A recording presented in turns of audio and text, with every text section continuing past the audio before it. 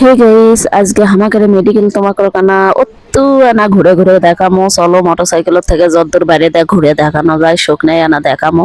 আজকে তোমাকে বাইরে থেকে আনা ঘুরে ঘুরে দেখায়, আর একদিন না হয় ভিতরে থেকে দেখা। মানে যদি তোমরা দেখতে চাও তাহলে আমাকে কমেন্টত জানিয়ে দিও। তোমরা এখন কেউ কেউ কবার পারো যে মেডিকেল দেখানোর আবার কি হলো। আসলে মেডিকেল দেখানোর কিছুই হয়নি, ঠিকই কথা। তারপরও আমার একটা প্রশ্ন, মেডিকেল দেখানোর যদি কিছুই না হয়ে থাকে তাহলে যে সরকারে আসে আগে এটার নাম লিয়ে কৃষক টানাটানি করে কও তো।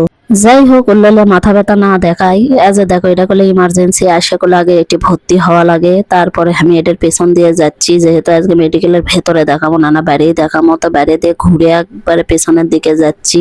আসলে আমার কথা কোনো ভুল হলো, এটার করলে পেছনের শেষ নাই।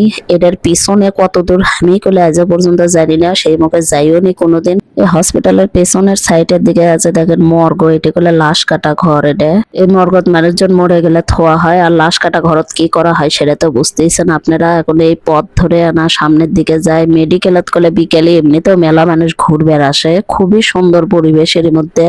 আমরা বগুড়ার বাণিজ্য খালি এটি চিকিৎসা লেবার আসি তাই করলে লয়, মাঝে মধ্যে এটি এমনি এসে বসে থাকি, মেলা বাতাস এর মধ্যে মনে করেন ফাইন লাগে বসে থাকতে। দেখেন কতজন এসে এর মধ্যে এনকে প্রেমও করে। আবার এক না ভুল কথা কয়ে ফেলাতে, নরা তো প্রেম করিচ্ছে, নরা গল্প করিচ্ছে।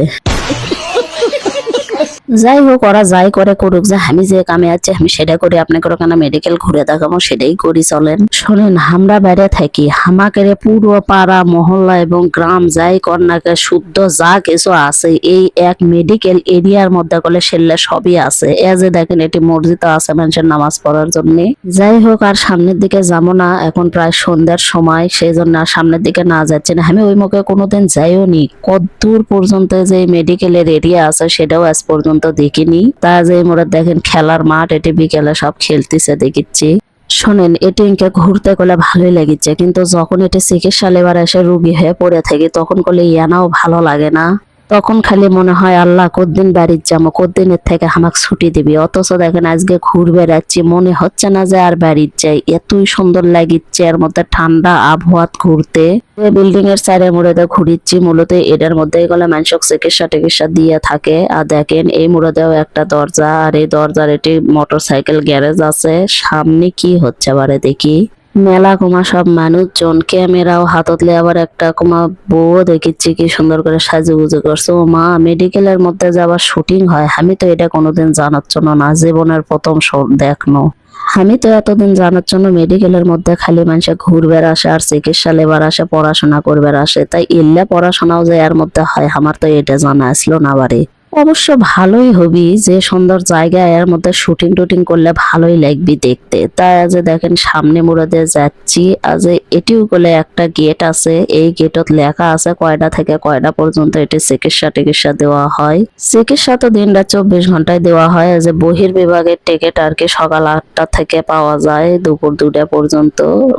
বহির বিভাগে ডাক্তাররা বসে, তারা রোগী কোনো চিকিৎসা দিয়ে থাকে। দেখেন এমনি কড্ডিগুলো অ্যাম্বুলেন্স থসে। যাই হোক, যে দরজাতে ঢুকছো না আবার ওমদেই বাইর হয়ে যাবো, সেই জন্য এই মুখে যাচ্ছি।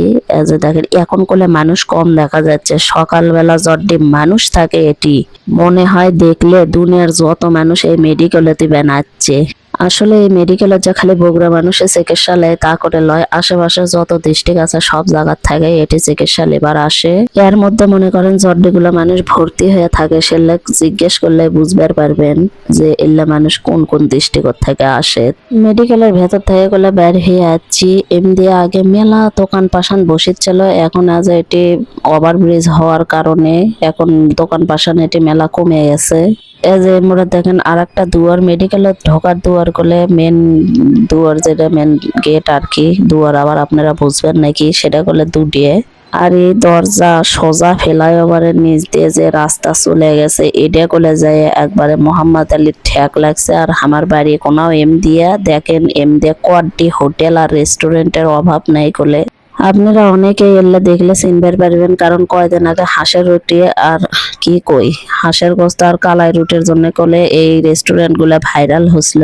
কয়দিন মনে করেন এলে রাস্তা গাড়ি ঠেলা এলে জ্যাম লেগে থাকিচ্ছিল।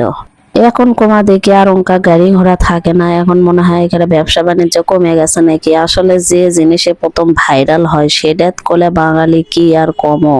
যাই হোক, যার টাকা দেয় তাই খাচ্ছে, আমার কি তা। বন্ধুরা সকলে ভালো থাকবা।